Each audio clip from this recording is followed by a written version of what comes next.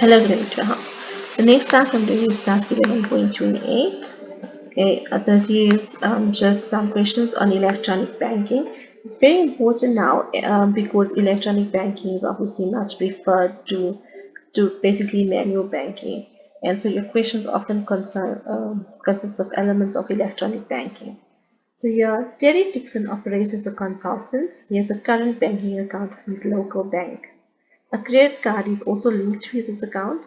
He makes payments by check and he uses the credit card to make cash withdrawals to pay for his personal expenses. Most of his clients pay him by check. He is quite concerned about the high bank charges levied by his bank. He approached his bank to discuss this. He was then given the following advice by a senior bank official.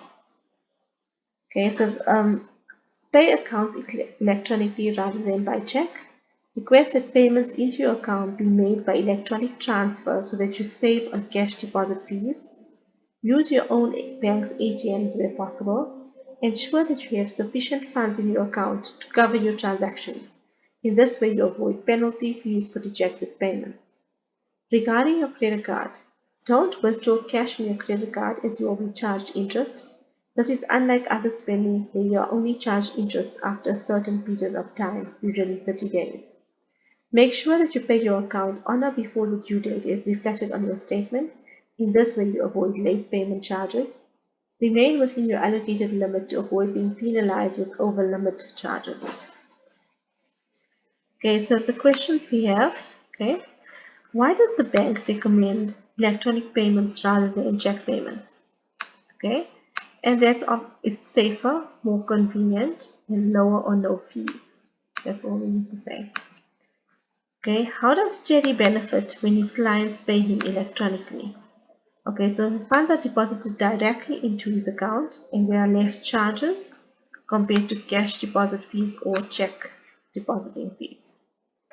How did Jerry's clients benefit from paying him electronically? Okay, the accounts are settled almost immediately. There are less charges for them, not necessary to write out checks which can be lost or stolen. Okay, checks are also very tedious to write, and if you make a mistake, you have to rewrite the whole thing. In 11.28.4, Jerry has been advised to use his own bank's ATMs. Provide a reason for this. Okay, so the charges are higher when another bank's ATMs are used. So if you have an account with, say, Absa, then it's best for you to use an Absa ATM instead of any other bank's ATM. Okay, what happens when the business makes out checks when he does not have sufficient funds in his account? Penalty fees for rejected payments are charged, and the credit rating with the bank is affected. Remember, you can only make out checks if you do not have sufficient funds, if you do have an overdraft facility. Okay, so what arrangement can Jerry make with his bank in order to avoid late payment charges? He can arrange with the bank to deduct the minimum balance due automatically from his check account.